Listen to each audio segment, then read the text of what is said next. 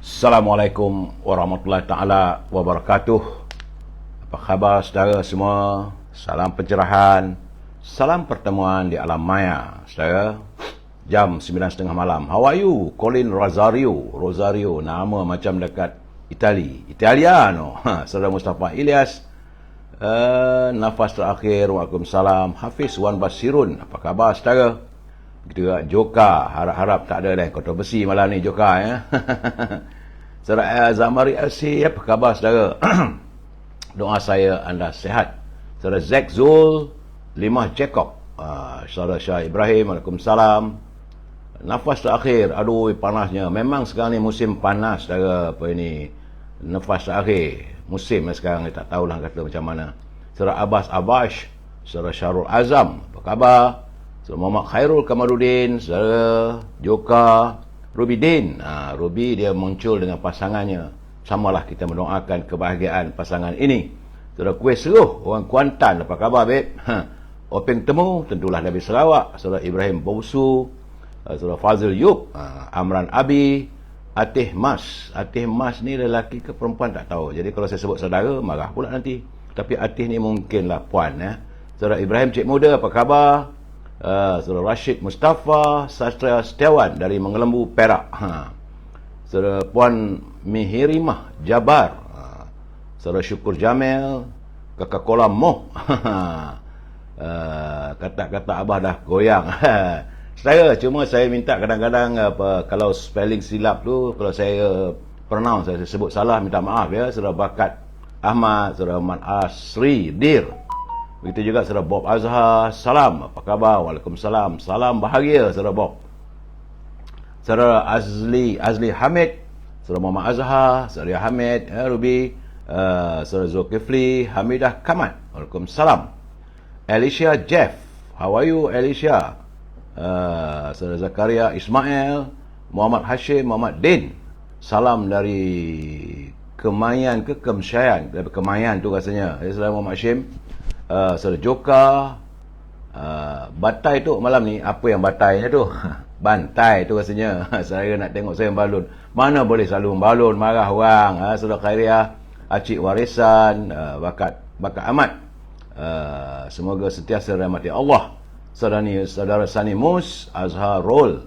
Saudara Mak Yusuf Yahya, saudara Mak No dari Kanga Perlis. Apa khabar orang Kanga? Sekarang ni musim mangga harum manis ya. Saudara Acik Warisan, Ramli Man. Begitu juga dengan Mary Ann. How are you Mary? Hope everything okay. Saudara Jaafar Ahmad, Puan Marabiah Abdullah, sedap nama tu. Saudara Abu Nem, Tuan Ihsan Sayuti, apa khabar tuan? Moga sihat. Salam dari Pontian. Dia ada pon tu dekat bawah ada Pontiannya, Pontian. Saudara Ahmad, saudara Mutalib Maknun. Saudara Abu Nem dari Taiping, Perak. Hujan tak? Mestilah Taiping selalu hujan. Saudara Ahmad Sabki, Amir Sabki, Azhar, Kama Awang, Azizan Izan, Tuan Abdul Rahman, Tuan Ismail dari Terengganu, daripada Besut Terengganu. Apa cerita di Besut ni? Malam ni ada sedikit kabarnya. Kalau sempat lah. Saudara Kazani, saudara Mustafa Cik Soh, Ina Sharun, Khai Ariel, apa khabar? Saudara Ramli Mu'in, Abu Nem, Ina Sharun, Daeng Tawil. Dari mana saudara? Mungkin saudara ni daripada Sarawak, Sabah kot, Daeng Tawil. Saudara Ramli Karim. Tapi kalau Daeng ni mungkin juga daripada Brunei ya. Saudara El Service Absorber, salam, waalaikumsalam. Dan teman-teman, saudara Muhammad Azim, Muhammad Ali, jangan lupa, selalu berpesan pada saya, sila nyatakan selalu, mesti like, share dan subscribe. Begitu juga yang saya harapkan saudara like and share juga di beruangan Instagram, supaya jika ada apa-apa yang sangkut di Facebook, larilah ke Instagram saudara ya. Kerana ini cara saya atau usaha saya untuk membolehkan semua mendapat pencerahan berterusan, tidak terhenti-henti. Maklum sajalah saudara Mamur, saudara Wan Ismail, saudara Budin, saudara Budin Pesara AD Angkatan Darat ke tak tahu saya. Rabaudin Strawberry, Kamarudin Aziz, Johan Bakar, Raslah Salim dan teman-teman yang lain ya. Itu juga saudara Muhammad Hamzah Azari Tuk Kaya daripada yang di Instagram. Yang saya minta daripada anda lain tak ada. Like, share, dan subscribe. Lebih tak ada, saudara. Tak bayar-bayar pun. Baik, saudara. Seperti biasa, saya harus memberi pencerahan tentang kedudukan negara kita berhubung dengan COVID-19. Hari ini hari Selasa, 17 Mei. Semua sudah pun memulakan kerja seperti biasa. Tapi hari Sabtu selalunya ada open house lagi. Masih ada open house. Ya, saudara Adi Warna. Hari ini 17 Mei, 15 Syawal. Dah setengah bulan dah rupanya kita meraihkan Aidil Fitri, saudara. Begitulah waktu berjalan begitu cepat. Dan nampak gayanya kita dah masuk hari yang ke-790 virus corona melanda di negara kita. Dari laporan sahabat kita, terima kasih saudara Ryu dari Industri Melaya yang tidak jemu-jemu menghantar laporan harian berhubung dengan kes COVID-19 dari Kementerian Kesihatan kepada saya. Ini adalah untuk perkongsian kita bersama. Saudara, menurut saudara Ryu, hari ini nampaknya ada kelegaan. Semalam lah. Ini laporannya semalam, bukan hari ini. Begitulah Kementerian Kesihatan mengumumkan berapa laporannya yang berlaku semalam. Menurut saudara Rio, semalam ada pengurangan agak ketara daripada 2,239 susut kepada 1,697. Dan ini menjadikan jumlah terkumpul warga kita yang dijangkiti oleh virus corona adalah 4,479,809 orang. Bagaimanapun, mereka yang dapat berjaya disembuhkan adalah sejumlah 4,413,310. Sebagai lain masih lagi dirawat, ada di hospital dan sebagainya. Bersamalah kita berdoa agar mereka segera sembuh seperti sedia kala. Kerana semalam laporan daripada Rio ada 5 kematian. Memang tak seronok kita beri pencerahan bila berlaku soal kematian dan sebagainya. Kerana jumlah kematian sudah pun meningkat kepada 35,620. Dari laporan tersebut terdapat 7 peningkatan. Peningkatan tak banyak, saya ada 10, ada 20. Alhamdulillah, di 7 negeri dan menurun di 7 negeri. Sementara itu, saya cukup suka, amat menggembirakan hati kita. Saya bersyukur kerana Perlis merupakan negeri pertama sifar jangkitan dengan kosong. Tak ada jangkitan semalam di Perlis. Hari ini tak tahulah macam mana. Berdoalah kita agar negeri-negeri lain juga dapat mengikut apa yang terjadi di Perlis, sifar jangkitan. Dan di Selangor juga alhamdulillah susut yang amat ketara. Kerana sehari sebelum itu 1,148, tapi semalam 707 saja. Lain-lain negeri semua di bawah 1,000, saudara. Selain daripada Perlis, sifar, Wilayah Persekutuan 4. Lain tu bawah. Macam Kelantan juga seronok saya tengok. Walaupun ada peningkatan tetapi sedikit sangat. Di Kelantan daripada 13 cuma 15 jangkitan. Berusahalah kita untuk melakukan penjarakan sosial dan memutuskan jaringan COVID-19. Dia saudara Madam Mekay Abdullah Manap, saudara Zaludin Mat. Beliau daripada Putatan Sabah, saudara Zamuddin Mat.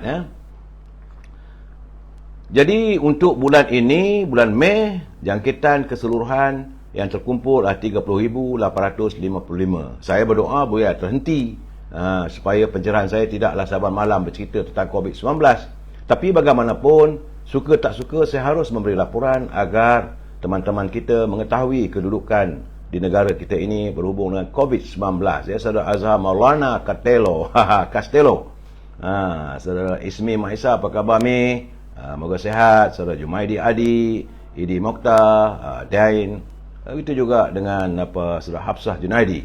Baik, saudara, minta keizinan untuk segmen e-commerce. Jadi kalau anda mempunyai produk, sila hubungi Al-Azhar di talian 0113304121. Tapi bila berhubung dengan Azhar, jangan lupalah al-bakurnya, iaitu setangi. Setangi bakur itu untuk mewangikan aroma wangi di bilik kita, di rumah kita. Dan kalau habis stok ni aroman wangi-wangian, parfum, ini wangian daripada negara Arab, baunya pun agak memang menyegarkan. Macam saya pakai sekarang ni, iaitu saya memakai Amir Al-Khud.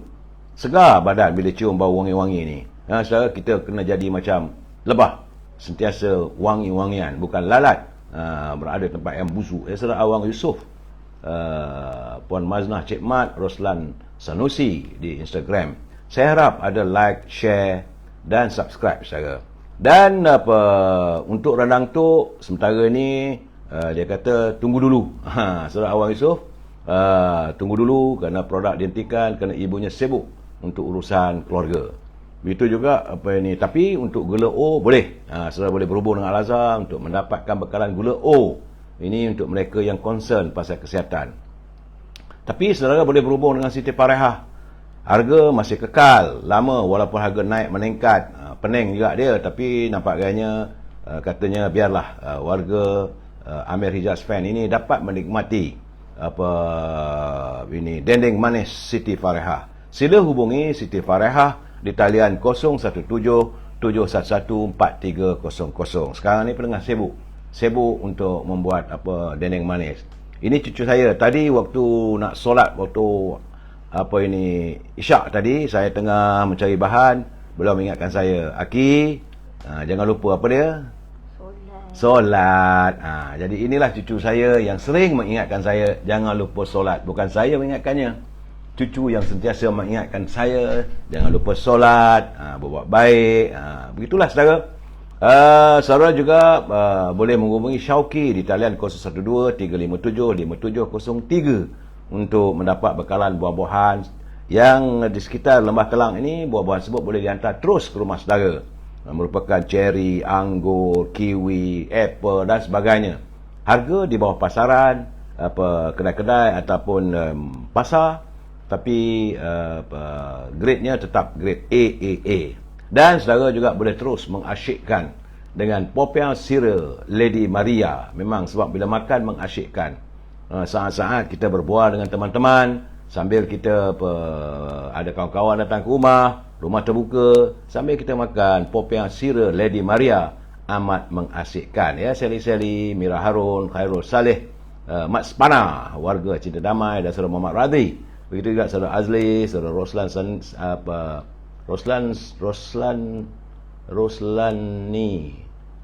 Islam, saudara Saleh N. Nasir.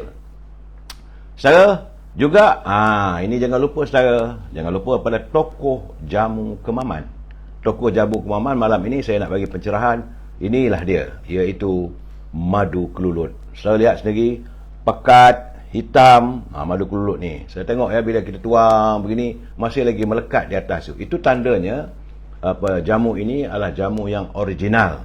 Kerana madu kelulut ini atau nama saintifiknya adalah Trigona spp. Ia dijamin berkualiti oleh saudara Zul di toko jamu Kemaman. Kalau saudara nak mendapatkan bekalan ini, boleh hubungi beliau di 019-917-0449. Ini beratnya 1.5 kilo. Harganya murah saudara, lebih murah daripada pasaran. Kau tengok dia punya bekasnya pun dah kemek-kemek bekas. Kenapa? Kerana gas yang begitu kuat pada madu kelulut. Ia baik untuk rawatan mata, untuk mencegah katarak. Usaha saya begini ni, eloklah makan madu kelulut kerana ia antioksida dan anti radang serta menurunkan kadar gula dalam badan dan menjadikan rawatan kencing manis, menghalang pembentukan sel kanser saudara. Samping itu, saudara Zul turut memasarkan ini produk dia, iaitu madu Arab Habatus Sauda. Kerana ia membantu tenaga dan stamina, menguatkan antibodi dan imunasi, melegakan sakit pinggang, lutut, sengal, tulang dan kebas-kebas. Ini bukan ubat saudara, inilah makanan amalan saudara. Makan hari-hari insya-Allah adalah kelegaannya, kerana ia turut membantu masalah pernafasan. Kadang-kadang ada orang mendapati masalah bila nafas dia berbau. Bila berjumpa dengan kawan, nafasnya berbau tu membuatkan suasana yang kurang menyenangkan. Ia juga bolehlah kalau sakit lutut, sengal tulang, sendi, kebas-kebas, saudara, juga elok untuk ibu bersalin. Mana saudara yang punya isteri yang baru bersalin, eloklah diberi madu Arab Habatus Sauda, kerana ia turut merawat kencing manis, darah tinggi dan mengawal kolesterol. Saudara, itulah pencerahan saya tentang e-commerce hari ini. Terima kasih saudara kerana memberi saya luang waktu untuk memasarkan produk teman-teman kita saudara.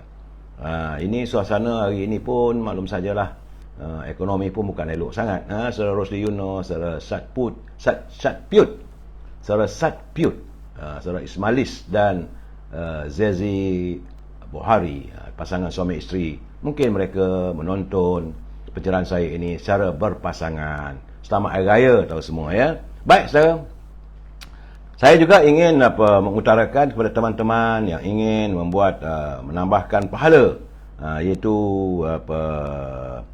untuk korban, sebab raya korban dah nak sampai nanti. Bagi mereka yang berhasrat untuk melakukan korban, yang terbaiknya saudara, kita beri makan anak-anak yatim, saudara, mereka yang asnah dan berkurangan. Saudara boleh juga berhubung dengan asrama kasih sayang, iaitu ini asrama ini untuk anak-anak yatim di nombor 946 972 Jalan Zamrud 6 di Taman Pekanbaru Sungai Petani. Bagi mereka yang mahu melakukan ibadah korban, bolehlah berhubung dengan pengetua asrama tersebut saudara. Ini saya perlu mengeluarkan juga kepada mereka yang mahu melakukan korban dan sebagainya.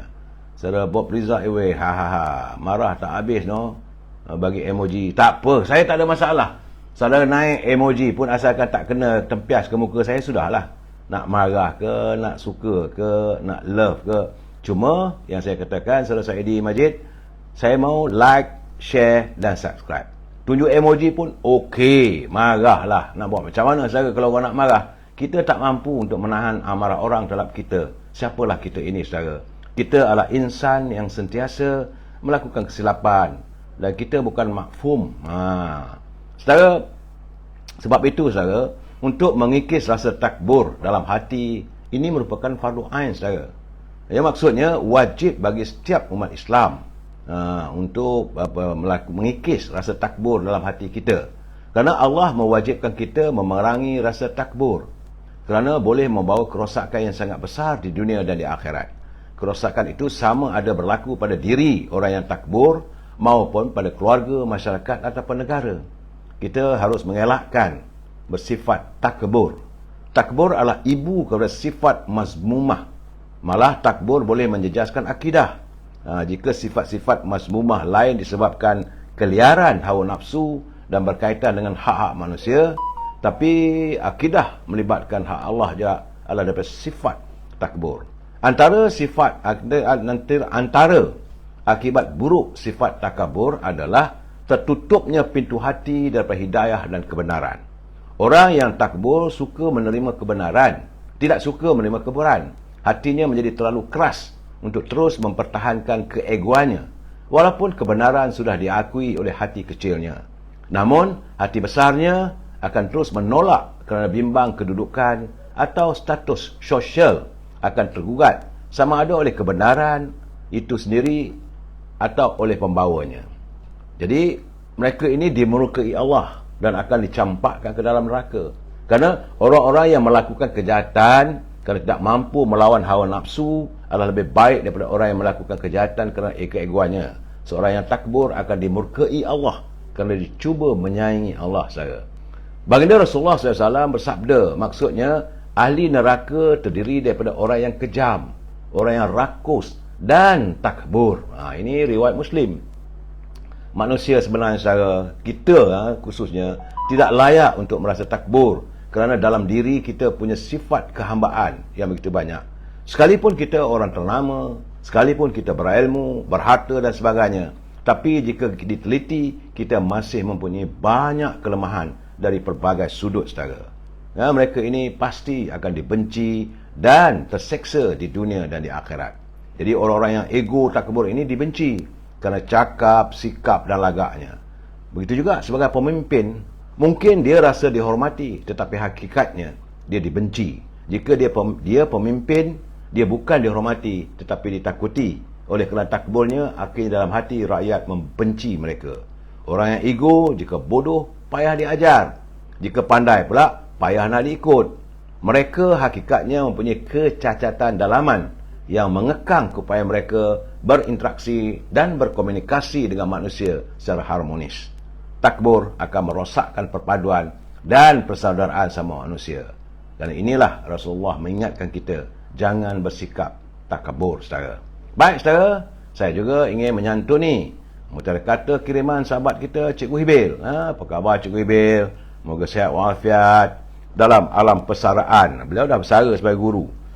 Katanya, bersyukurlah walaupun kita tidak sentiasa mendapat semua yang kita mahu. Bersyukurlah. Walaupun kadang-kadang kita nak itu, nak ini, tapi kita tak dapat. Tetapi bersyukurlah sentiasa kerana kita diberi apa yang diperlukan.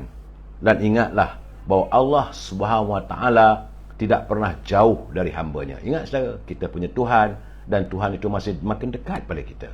Sebab itu bila kita solat, kita sujud, rasakanlah seolah-olah kita sujud di kakinya. Kitalah hamba yang penuh dengan kehinaan, saudara. Saya cuma ingin memberi pesanan pada teman-teman, pada mereka yang mahu sudi mendengar, yang tak suka nak buat macam mana. Saudara Osman Ami Hussein, saudara Makuri RZ Amir Hijaz Fan, promosi masih ada, jangan lepaskan peluang. Beli satu percuma. Dan ini apa, Al-Azhar diskaun. Sempat juga dia masuk. Saudara Syahrudin, Habibah Junaid Abdul Hamid. Saudara, seperti biasa saya mengucapkan salam sejahtera untuk anda semua. Moga kita sentiasa dilindungi Allah SWT, berada dalam keadaan yang sihat walafiat serta terjamin, terhakis ataupun terhindar daripada segala mara bahaya. Cuma saya harus mengingatkan kepada pemimpin agar jangan berbelanja tanpa had, kerana saya bimbang, khawatir kalau berbelanja tanpa had, negara akan muflis. Baik saudara, tajuk bicara kita malam ini adalah padi ditampi rupanya antah. Kita menampi padi, kita ingatkan pada padi itu ada beras, ada pulut dan sebagainya, rupanya antah. Untuk mengetahui seterusnya, izinkan saya menyantuni dulu pantun Pak Nazil. Kerana beliau menghantar kiriman saban hari tanpa henti. Kita harus mengucapkan jutaan terima kasih pada Pak Nazil yang kaya dengan bahasanya, yang cukup indah sindirannya dan juga tegurannya cukup mulia secaranya. Bukan dengan memaki hamun, tapi cukup dengan pantun. Cara orang Melayu kita ni menegur saudara Abdul Hamid, saudara Latifah, Mak Yusuf, Hamidah Rashid, Puan Khatijah Yusuf, as a service absorber, saudara Muhammad Nasir. Okay, saudara. Kata Pak Nazil, dituai padi lalu diangkut pakat-pakat hingga ke petang. Jangan terjadi seperti melukut yang terlekat di tepi gantang. Pak Nazir mengingatkan kita supaya janganlah kita jadi seperti melukut di tepi gantang. Tidak ada langsung nilai pada kita. Jadi sebab itu berusahalah untuk menambah nilai kemanusiaan, nilai diri kita. Sebab kata Pak Nazir, jangan terjadi seperti melukut yang terlekat di tepi gantang. Kata Pak Nazir lagi, suasananya damai di Pekan Tuaran, membeli belah bersama, keadilah, bertahlil beramai di tanah perkuburan, apakah terjumlah sunatullah. Jadi beliau melontarkan persoalan, kalau kita bertahlil beramai-ramai di tanah perkuburan, apakah itu terjumlah dalam sunatullah? Wallahu a'lam bisawab. Saya tak boleh nak jawab Pak Nazil. Yang ini tentulah ustaz-ustaz, pakar-pakar agama saja yang tahu, kerana mereka kaya dengan nas-nasnya. Tapi eloklah bila Pak Nazil melontarkan persoalan ini untuk kita fikirkan bersama, saudara. Dan usai pantun Pak Nazil. Terima kasih Pak Nazil atas kiriman pantun itu. Kita masuk segmen gedung ilmu sedikit. Tak banyak pun dan tak lama pun. Kerana apa yang digariskan oleh pemimpin terdahulu melalui catatan dalam buku berjudul Pemimpin dalam Ungkapan Melayu. Ini kalau nak tahu, ini buku dia saudara. Yang dikirimkan oleh Tan Sri Johan Jaafar kepada saya. Buku ini diterbitkan oleh Dewan Bahasa. Saya tengok banyak sindiran dan teguran-teguran serta amanat daripada pemimpin terdahulu yang mengharapkan agar bangsa Melayu dipimpin oleh mereka yang soleh, yang baik akal budi dan imannya tebal.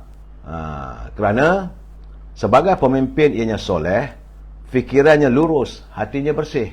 Orang yang soleh begitulah saudara. Memandang orang, matanya jernih. Dia melihat orang dengan mata pandangan yang tenang, mata yang jernih.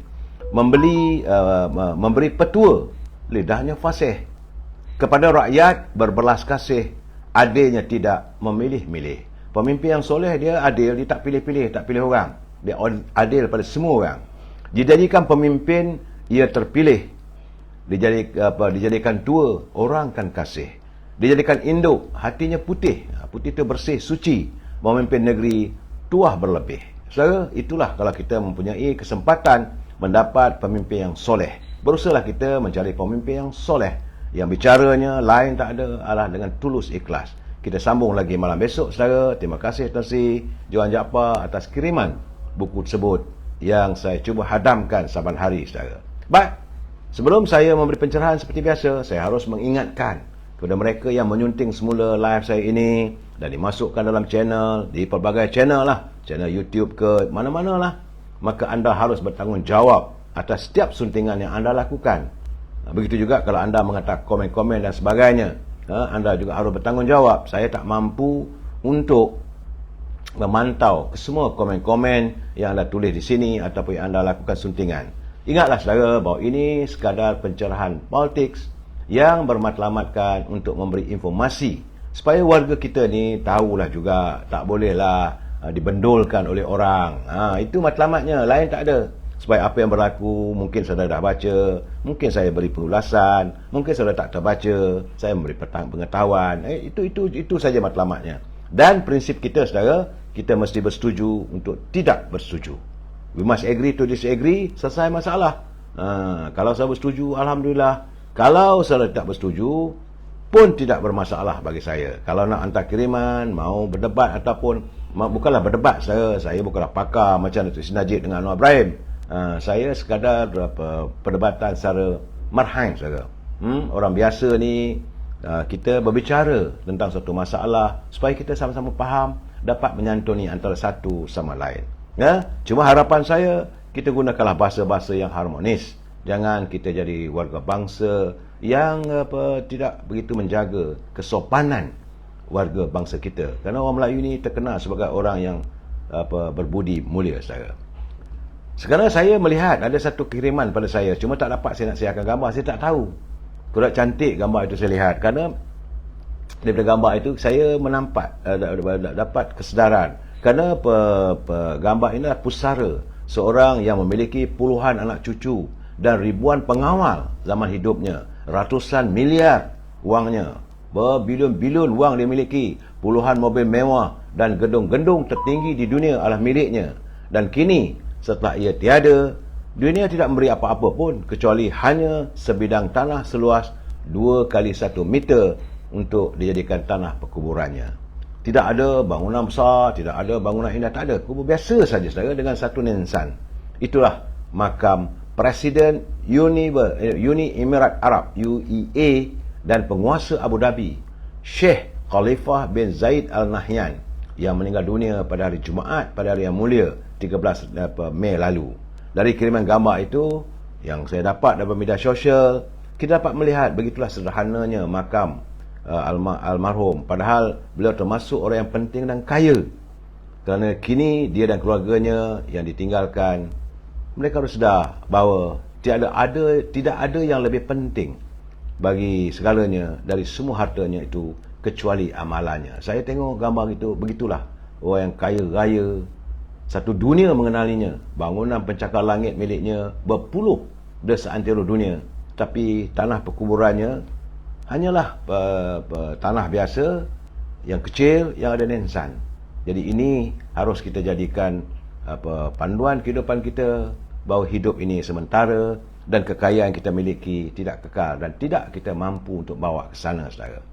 Sebenarnya, saudara, kita juga sedang berhadapan dengan krisis ekonomi dunia. Saya harus mengingatkan, bukan saya mahu mengejutkan, bukan saya mahu rakyat rasa porak-poranda, tidak. Supaya kita lebih berhati-hati dalam berbelanja, dalam menyimpan, supaya tidak dalam menyimpan barang makanan dan sebagainya, supaya kita terjebak dengan masalah. Kerana hari ini hyperinflasi ataupun inflasi yang tersangat sedang berada di ambang pintu negara kita, kerana dunia luar sudah pun mengalaminya. Bagaimana saya katakan 2-3 malam dulu, di Amerika, di England, di Jerman, di India, di Indonesia dan di semata dunia sudah pun mengalami inflasinya, saudara. Untuk itu sekarang ni kalau boleh kita simpanlah stok lah barang-barang kering saudara. Sebab India juga telah pun menghentikan ekspor gandumnya ke negara luar. Negara India punya rakyat yang begitu ramai, ratusan juta orang. Thailand pula menyekat pengeluaran minyaknya keluar negara. Negara luar banyak terjejas. Harga barang semakin melonjak naik.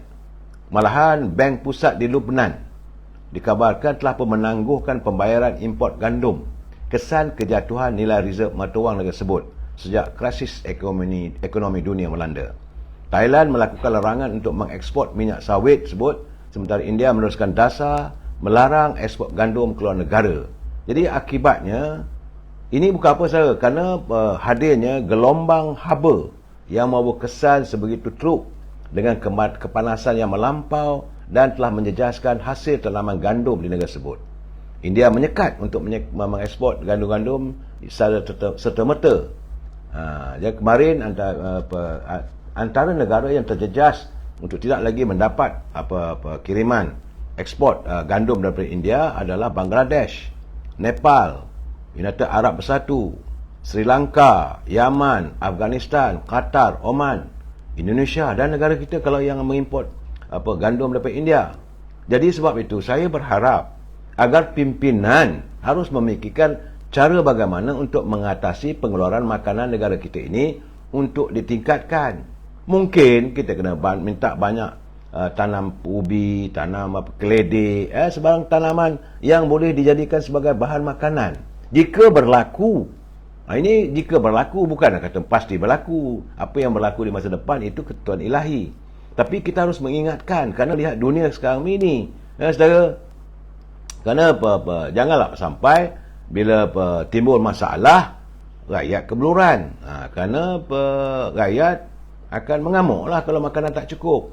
Jadi saya harap pimpinan belajarlah, jadikan tauladan apa yang berlaku di Sri Lanka. Saudara lihat sendiri, di Sri Lanka rumah Perdana Menterinya dibakar, rumah menteri-menteri dibakar. Ada juga gambar yang saya tengok tular di media sosial, menteri-menterinya dikepung dan ditangkap oleh rakyatnya dan dibelasah.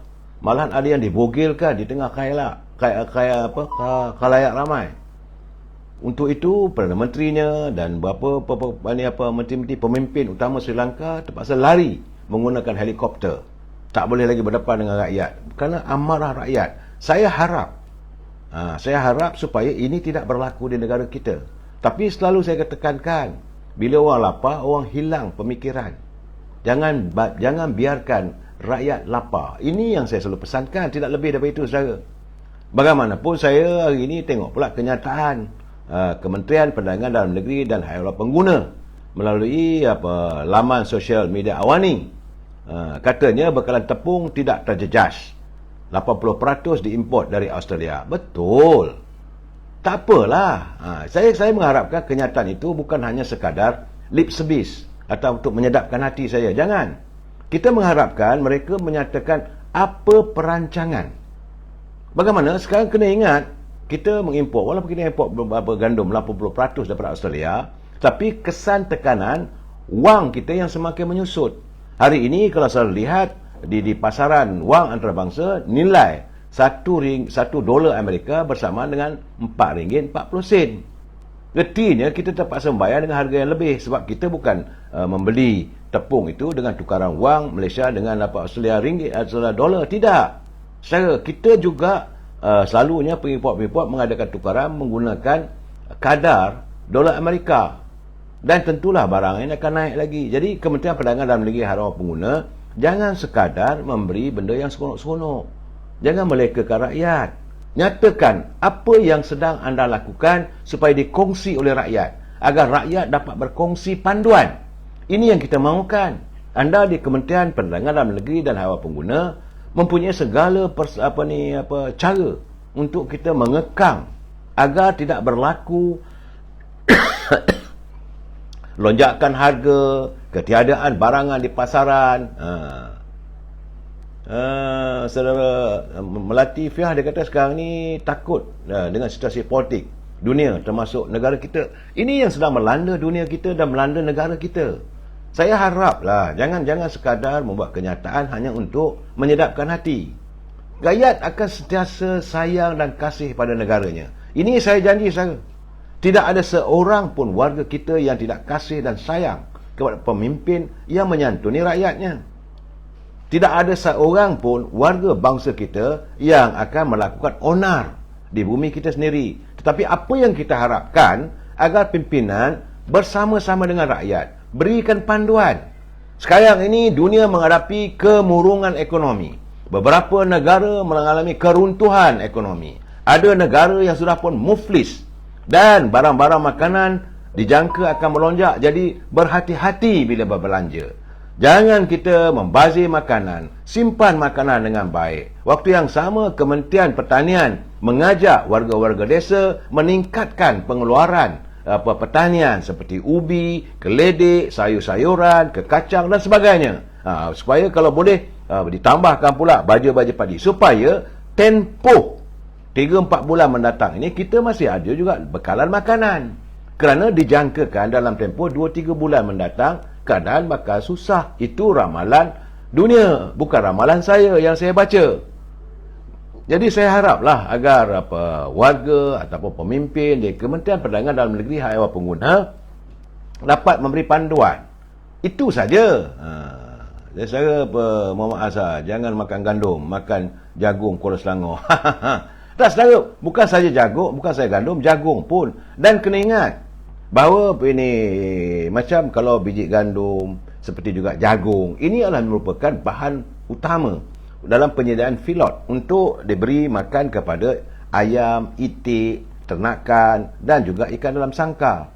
Kesan daripada itu tentulah harga ayam juga akan meningkat. Jadi Kementerian Perdagangan Dalam Negeri dan Hak Ehwal Pengguna pastikan agar semua ini berada dalam keadaan terkawal dan berbincang macam saya katakan semalam, berbincang dengan Kementerian Pertanian dan Hak Ehwal Makanan supaya makanan negara kita ini, biarlah negara luar tu mereka punya hal, kita jaga diri kita, kita jaga rakyat kita, kita jaga negara kita sebaik mungkin. Rakyat mesti diharmoniskan dengan makanan yang secukupnya. Itu saja permintaan saya, tidak lebih daripada itu. Bukan saya nak mewawalkan jaga hati-hati, bukan untuk membuatkan orang dalam keadaan kegemparan, tidak. Yang kita harapkan pimpinan sentiasa mencari upaya, kerana hari ini hyperinflasi berada di ambang pintu negara kita. Seandainya berterusan peperangan berlaku antara Rusia dengan Ukraine tidak dapat didamaikan, tentulah negara kita juga akan terkesan. Bila ekonomi dunia berlarutan sebegini, kita juga akan terkesan. Sebab itu saya katakan pimpinan harus berbincang, mencari bersama-sama bagaimana dihadamkan ilham ataupun buah fikiran yang baik untuk kita kongsi dengan rakyat. Benda yang baik, bukan hanya sekadar lip service, bukan hanya mengeluarkan kenyataan, jangan risau, gandum ada. Saya ingat dulu, harga barang, harga ayam ada, bekalan ayam cukup. Akhirnya terpaksa import ayam dari luar. Ini yang kita tak mahu. Kita nak bahawa Kementerian Perdagangan Dalam Negeri dan Pengguna telah pun berunding dengan Kementerian Pertanian dan Makanan. Kita akan memikirkan cara terbaik dan diharapkan rakyat bersama-sama dengan pimpinan kerajaan melaksanakan kelestarian bumi hijau misalnya. Banyak tanah-tanah yang boleh kita tanam dengan pohon atau makanan-makanan. Silakanlah, kerajaan Kementerian Pertanian akan membantu, memberikan baja, memberikan benih dan sebagainya. Ini yang kita mahu. Bukan hanya mengatakan, gandum cukup. Sampai bila? Sedangkan macam sekarang ni, bila India menghentikan ekspornya, tentulah negara-negara tersebut, macam saya katakan tadi, negara-negara seperti mana tadi? Seperti Emirates, mereka banyak wang. Yaman, Afghanistan, Qatar, Oman, mereka akan mengalihkan bila India tak mengeksport, mereka akan pergi ke Australia. Bila demand itu tinggi, maka harganya naik. Bukan hanya sekadar mengatakan kita cukup untuk 80% kita import gandum daripada Australia. Betul. Bagaimana dengan harganya? Ini juga perlu diwawarkan, rakyat nak tahu apalah salahnya. Jangan hanya, bagi saya kata tadi, jangan hanya sekadar lip service. Ini saya mengharapkan supaya tidak berlaku musibah pada rakyat. Anda harus bertanggungjawab. Rakyat tak tahu apa. Rakyat nak tahu pagi besok aku bangun ada makanan. Kalau makanan tak ada, itu yang buatkan rakyat mengamuk. Saya mengingatkan supaya jangan kita jadikan tauladan dan sempadan apa yang berlaku di negara-negara lain. Sebagai contoh, apa yang berlaku di Sri Lanka, rakyat nak makan pun dah tak ada. Jadi negara huru-hara. Ini yang kita harapkan. Dan saya juga mendapat kiriman bahawa pada hari Khamis ini gabungan pengguna Islam, PPIM, GPMC bersama dengan pertubuhan-pertubuhan bukan kerajaan, mereka akan menghantarkan bentahan terhadap kerajaan, terhadap Kementerian Kesihatan dan juga kepada Menteri Kesihatan supaya tidak menandatangani GPT. Katanya GPT adalah zalim. Apa yang dikatakan GPT itu pun saya tak tahu. Ini adalah satu ajaran jahat untuk ambil kuasa secara jalan belakang, backdoor power, dan perjalanan ini akan mencampakkan perlembagaan Malaysia kerana ia juga akan membenarkan tentera Bangsa Bersatu untuk masuk ke Malaysia sewaktu pandemik baru ataupun berlakunya bencana alam. Ini mereka mahu supaya Menteri Kesihatan, Kementerian Kesihatan tidak menandatangani perjanjian GPT. Tapi tak sebut apalah. Tak ada, saya pun tak faham. Jadi pertubuhan sebut minta supaya dia macam ISET jugalah saudara. Janganlah kita hanya kerana nak tunjuk bahawa kita ni bersama-sama dengan WHO dan sebagainya, apa saja mereka unjurkan kita bersetuju. Saudara Wak Rafi, yang tinggal di rumah murah, tiada ruang untuk bercucuk tanam. Jadi cadangkan tanaman pokok apa yang sesuai. Kuartir juga dibuat, putus bekalan makanan nanti. Macam kat rumah murah. Sebab itu saya katakan Kementerian Pertanian harus memikirkan kalau mereka yang tinggal di kawasan rumah-rumah flat ataupun rumah yang bukan ada tanah, tanaman apa dipanggil, saya guna pakaian dalam pasu. Boleh? Alamak, saya pun bukan pakar sangat saya bidang pertanian ni. Sebab itu kita minta supaya Kementerian Pertanian mengusulkan pada kita apa kena hama tanaman dalam pasu. Benda boleh tumbuh dalam 2 bulan 3 bulan dah boleh makan. Sayur-sayuran, ini juga perlulah kita supaya makanan ini ada secara. Dan saya selalu katakan simpanlah kalau boleh beras di rumah. Minyak sekarang ni memang tinggi harganya, belilah sekarang supaya jangan waktu bila dah tak ada nanti. Saya khawatir soal kalau harga tinggi pun, kalau kita mampu membeli tak apa juga, tapi nanti kita mampu membeli tapi barang tak ada. Saya teringat cerita yang diceritakan oleh almarhumah ibu saya selepas berlakunya peperangan dunia kedua, selepas Jepun menyerah kalah. Di rumah datuk saya tu, wang Jepun bertimbun-timbun dalam peti besi, tapi tak boleh beli makanan, tak ada barang nak makan. Akhirnya warga kita kebanyakannya makan ubi kayu. Bila ramai warga kita waktu itulah Melaya masa tu, walaupun penduduknya tak ramai, tak silap saya waktu itu sekitar 11 juta saja yang mengambil ubi kayu seharian, tiap-tiap hari, lain tak ada makanan. Akhirnya mereka mendapat penyakit basir ataupun bengkak kaki-kakinya. Ini juga kita khawatir. Jadi sebab itu kita harapkan agar pimpinan dapat memikirkan. Ingat, kalau ini berlaku, ingatlah pada rakyat, santunilah rakyat. Saudara, saudara Emma dah diri hidroponik. Terima kasih Emma. Saya ni bukan pandai sangat saudara. Kadang-kadang bila tengok teringat. Nak ingatkan semua pun tak mampu saudara. Saya ni bukanlah kamus bergerak. Bila kata dia ponik betul, ataupun ramli-raman fertigasi, tanam di tepi jalan pun tak apa. Usahalah bersama kita. Kenapa tidak? Mari kita semua berkebun dan bertani sebagai persiapan. Ini bukan kata mesti. Mesti kita ada persiapan. Jangan bila sampai terjadi masalah ini baru kita nak kelang kabut. Masa itu dah, orang kata dah tergantuk bau tergadah. Secara itu keadaannya. Dan ini persoalan yang saya nak utarakan, khususnya ini masuk politik lah saudara, tentang pimpinan di Kelantan. Kerana tahun dulu saya dah bercakap, 3-4 bulan dulu pun saya dah bercakap. Saya dah utarakan persoalan ni kerana saya katakan di kesemua negeri di negara ini, sama ada di Sabah, Sarawak, Malaysia, di Semenanjung. Semua negeri ada mempunyai takungan air. Cuma yang tak ada di negeri Kelantan. Itu yang tidak mempunyai takungan air. Jadi tiba-tiba Timbalan Menteri Besar Kelantan dalam minggu lepas, saya nak bercakap benda ni, tapi sebab minggu lalu banyak sangat bahan-bahan yang perlu saya lontarkan, perlu saya utarakan terlebih dahulu. Hari ini saya nak santun sedikit, kerana menurut Datuk Muhammad Amar, sumber air bawah tanah dan atas permukaan bumi terlalu banyak di Kelantan, katanya, sehingga melebihi keperluan sedia ada. Bagaimanapun katanya, tiada tempat simpanan atau takungan air yang sesuai, sehingga kan sumber air yang ada di bumi negeri itu tidak dapat dimanfaatkan. Katanya kita di Kelantan, air ini melebihi keperluan. Katanya dalam tanah, dalam sungai, air hujan, semua melebihi. Cuma kita tak boleh nak simpan, tak ada tempat nak simpan. Air bawah tanah kita banyak, lebih daripada keperluan, tapi tak cukup logi. Kita dah bercakap benda ni, cakaplah secara logik yang bermat. Kadang-kadang saya marah juga dengan lebay-lebay di Kelantan ni.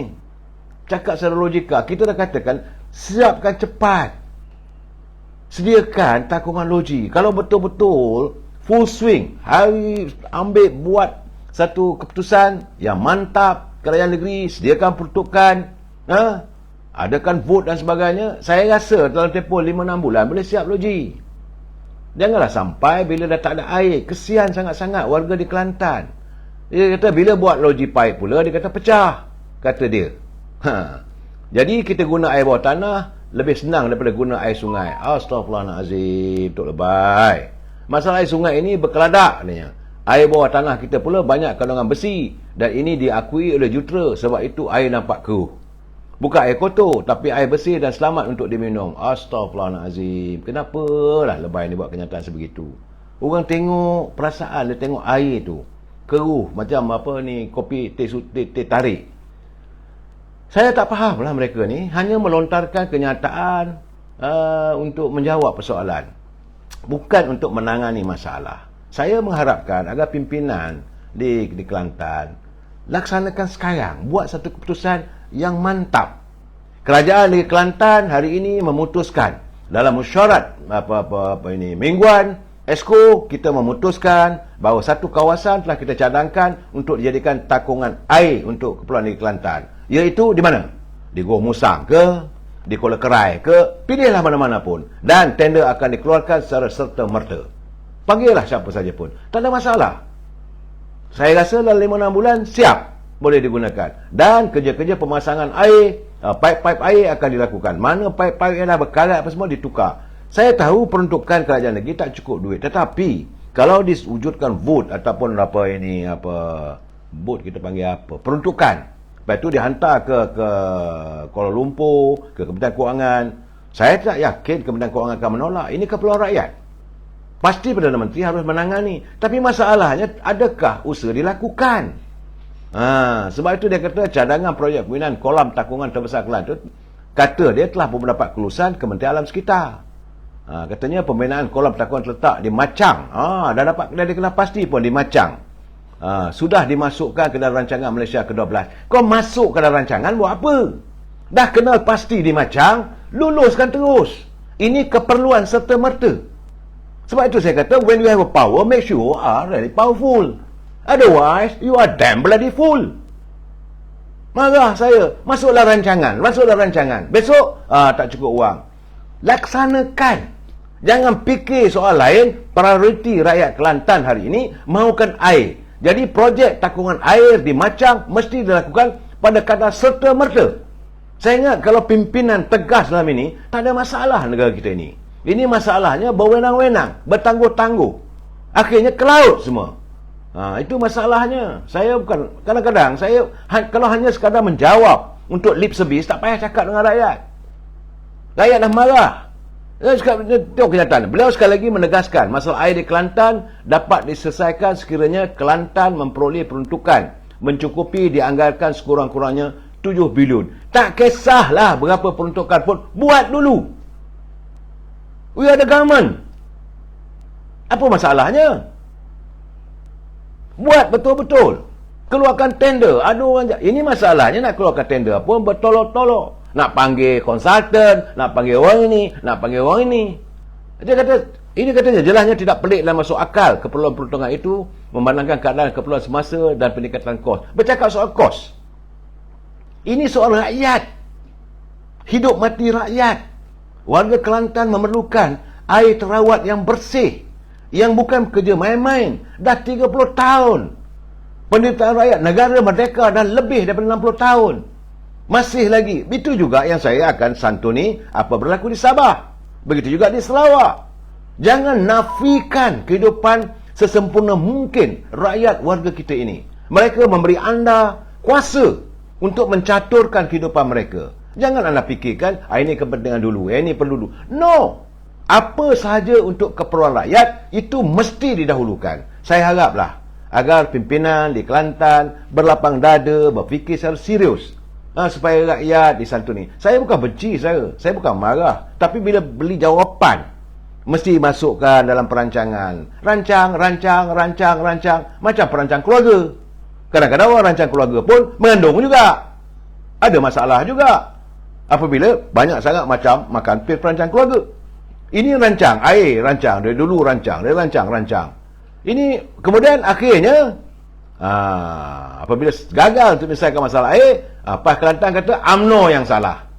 Mudah untuk anda melepaskan segala permasalahan pada orang lain. Ini bagi saya tak adil. Sebab itu, menurut Saudara Muhammad Azawi Fikri, Saudara Muhammad Azawi Fikri Abdul Ghani, Ketua Penerangan Pemuda UMNO Negeri Kelantan, dia kata naib Presiden PAS Muhammad Amal lupa pada tahun 1994 dan 1995, kerajaan negeri telah pun menswastakan sepenuhnya bekalan air kepada Kelantan Water Sdn Bhd dengan penglibatan Thames Water. Jadi serentak dengan penswastaan itu, mereka berjanji untuk menyediakan peruntukan kira-kira 2 bilion kepada bekalan air di Kelantan. Apa dah jadi? 1994. Jadi selepas PAS ambil alih Kelantan, Kelantan telah buat permohonan untuk projek sebanyak 280 juta. Bulan 1991, pinjaman itu diluluskan dan ditandatangani antara Kerajaan Persekutuan dan Kerajaan Negeri dengan kelulusan 80 juta waktu itu. Kemudian apa kata lagi?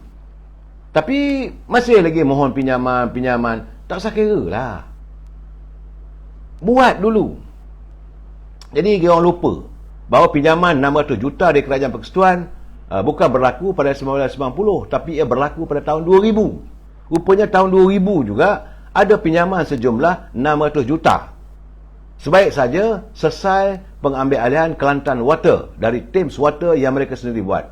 Jadi apa salahnya untuk mereka mengakui kesilapan? Saya dalam soal gini, kita bukan memfikirkan soal PAS ke UMNO ke. Bagi saya soal kepartian diketepikan. Yang penting rakyat.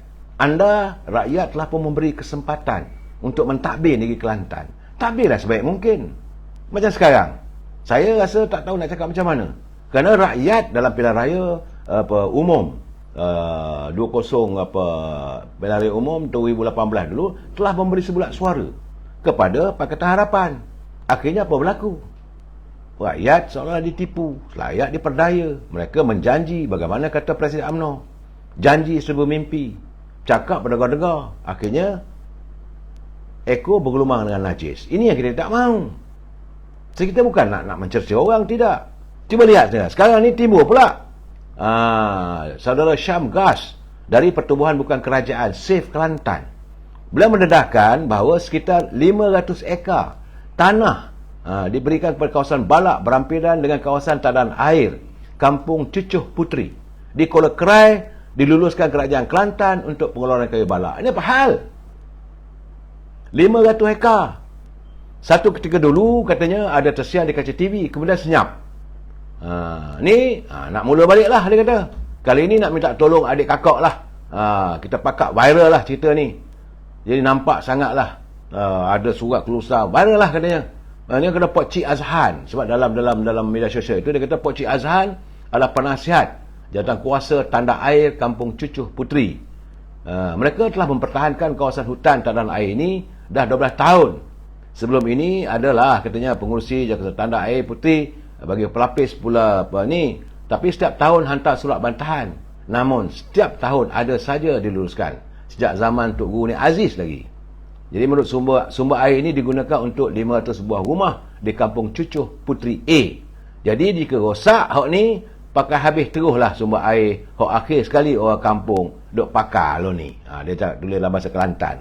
Sebelum ini tanda air Cucuh Puteri A tak boleh nak guna sejak 3 tahun lepas kerana kerajaan luluskan dekat dengan sungai yang digunakan oleh orang kampung untuk pembalakan dan membuka ladang hutan beribu ekar. Air sungai jadi keruh dan tercemar sebab ada racun dari ladang durian dekat alik ulu sungai. Jadi keadaannya di Kelantan ni macam mana ni? Pak-pak lebay ni dalam keadaan rakyat tak ada ni sumber air yang begitu mendesak, tadahan air pula diberikan kelulusan untuk kerja-kerja pembalakan, tentulah mencemarkan keadaan. Habislah sumber ni katanya. Saya tak tahulah macam mana dalam keadaan begini nak marah sangat pada pimpinan pun tidak, tetapi saya mengharapkan agar pimpinan berhati-hati sebelum anda nak meluluhkan sesuatu tu fikir. Jangan fikirkan poket kita. Jangan fikirkan apa ini kekayaan itu boleh kita kongsi bersama. Jangan. Rakyat Kelantan ramai lagi yang tertekan kehidupan mereka. Jadi janganlah bila datang pilihan raya, janji itu janji ini, akhirnya tak ada apa. Sebab itu sekarang ni saudara, saya juga menerima kiriman kabarnya seramai 15 sekumpulan 15 pemimpin dan ahli peringkat cawangan dalam parti PAS bahagian Besut. Ini di Besut, di Terengganu. Besut ni dulu kawasan ni dalam Kelantan, tapi selepas apa semua tu berada dalam jajahan di Terengganu. Kabarnya sekumpulan 15 pemimpin dan ahli peringkat cawangan dalam PAS bahagian Besut memutuskan untuk meninggalkan parti itu semalam untuk menyertai UMNO. Menurut kumpulan ini diketuai oleh jawatankuasa PAS cawangan Gong Kulim, iaitu Saudara Aziz Bidin, yang menyerahkan borang keahlian kepada Ketua Bahagian UMNO Besut, Datuk Nawi Muhammad, dalam satu program anjuran Barisan Nasional di Kampung Gong Kulim. Aziz ketika ditemu mendakwa keputusan beliau meninggalkan PAS disebabkan mereka hilang kepercayaan terhadap perjuangan parti itu, termasuk tindakan PAS menyertai Perikatan Nasional. Artinya kalau PAS masih lagi kekal berada dalam Muafakat Nasional, mereka akan kekal bersama dengan PAS. Artinya mereka juga kecewa. Jadi katanya kami kecewa apabila pimpinan tertinggi PAS sanggup mengenepikan UMNO melalui gabungan Muafakat Nasional dan mengutamakan bersatu dalam Perikatan Nasional. Kami tidak dipaksa sesiapa pun dan tidak menerima sebarang imbuhan kerana majlis UMNO, katanya sewaktu berucap mewakili kumpulan terbabit. Dan majlis penyerahan borang keahlian UMNO oleh kumpulan 15 bekas pemimpin ahli PAS itu turut disaksikan oleh ahli Parlimen Besut, Datuk Seri Idris Yusof, ahli Dewan Undangan Negeri Jertih, Datuk Muhammad Fahimi Yusof, dan Adun Kuala Besut, Tengku Zaihan Cikgu Abdul Rahman. Jadi Aziz turut mengesahkan lebih ramai lagi pemimpin dan ahli PAS di Terengganu bakal menyertai UMNO. Mereka yang menyerahkan borang keahlian untuk menyertai UMNO adalah kalangan pemimpin dan ahli jawatan kuasa di peringkat cawangan. Saudara, dari itu Nawi berkata UMNO mesti sentiasa membuka pintu kepada semua ahli parti lain termasuk Bersatu dan PAS untuk menyertai parti itu. Kita tak ada masalah. Saya yakin ahli-ahli UMNO, pimpinan UMNO sentiasa buka pintu. Cuma yang kita tak boleh terima adalah kata-kata. Kalau kata-kata nak menyertai boleh, tapi duduk belakang lah. Tak boleh pula kamu dah melompat dan sekarang ni kamu nak jadi calon. Saudara Ali Jasin, Abdullah, Arifin Sarin, Mak Semana sebab UMNO BN menyantuni rakyat. Katanya okeylah. Dan tiba-tiba hari ini saya melihat katanya kabarnya lah terbaru dikabarkan bahawa Bersatu Terengganu, ini satu hal lagi sahaja, Parti Bersatu Terengganu akan meletakkan calon di 10 kerusi Dewan Undangan Negeri yang disandang oleh Barisan Nasional hasil persetujuan bersama PAS pada pilihan umum ke-15. Jadi Ketua Bersatu Negeri Razali Idris berkata pihaknya juga akan meletakkan calon bertanding di kerusi Parlimen Besut selain mempertahankan Parlimen Ulu Terengganu. Kalau tanya dengan saya, silakan, tak ada masalah. Kita pun tahu. Jadi jelaslah bahawa PAS dengan Bersatu ni memang mereka akrab. Teruskanlah. Jadi bagi saya tak ada masalah.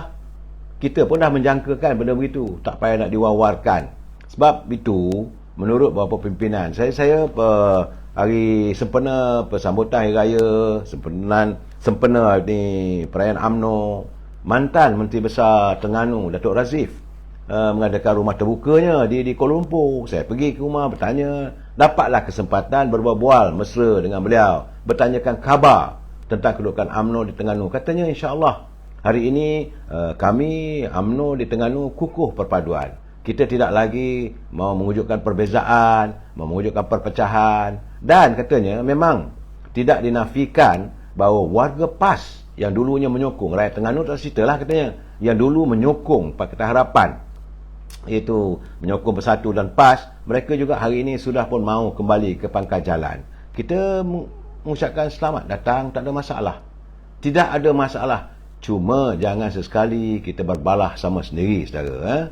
Itu berlaku. Jadi saya suka sewaktu UMNO, Perhimpunan Agung UMNO, saya melihat tentang kenyataan yang Berhormat Mulia Tengku Razali Hamzah. Ada wartawan bertanya dengan beliau, bagaimana pandangan yang Berhormat Mulia ku, kerana beliau adalah merupakan orang lama dalam parti, dalam politik, berhubung dengan selepas saja diluluskan usul pindahan perlembagaan. Secara berterus terang, yang Berhormat Mulia Tengku Razali mengatakan bahawa apabila mereka bertanya kedudukan Datuk Seri Zahid Hamidi selaku Presiden UMNO, kesan daripada menghadapi perbicaraan ini, beliau secara berterus terang mengatakan bahawa kedudukan Datuk Seri Ahmad Zahid Hamidi sebagai Presiden tidak ada sebarang masalah, dan beliau masih kekal kerana ada pada prinsip keadilan. Seseorang yang dibicarakan tidak boleh dianggap bersalah sehinggalah ia dibuktikan oleh mahkamah. Yang Berhormat Mulia Tengku Razali pernah menentang Datuk Zahid. Kalaulah dia mempunyai dendam dan sebagainya, tentulah beliau akan beri pandangan macam-macam. No. Walaupun Yang Berhormat Mulia Tengku Razali pernah menentang Datuk Seri Zahid Hamidi untuk jawatan Presiden, namun beliau memperakui kemenangan Datuk Seri Zahid dan katanya tak ada masalah. Permasalahan yang timbul apabila banyak pihak katanya sengaja mewujudkan pelbagai persepsi. Bagi mereka yang menentang kita, tentulah mereka akan mencari apa saja isu untuk kita dilihat bersalah dan tidak baik. Ini bagi saya adalah satu pandangan seorang negarawan yang bergiat dalam politik puluhan tahun, dan beliau menjunjung demokrasi sepenuhnya. Saya harap kita semua dapat menghayati kenyataan yang Berhormat Mulia Tengku Razali Hamzah. Dia tak ada apa-apa jawatan pun. Soal dia meletakkan jawatan sebagai penasihat, itu persoalan lain. Tapi dirinya melihat bahawa apa keadaan. Sebab itu bila beliau dipilih oleh kalangan beberapa orang tokoh-tokoh pembangkang di Kelantan, mahu beliau menggerakkan usaha untuk mengambil alih semula Kelantan daripada pimpinan PAS. Katanya okey, tak ada masalah, usahakanlah, dia kata.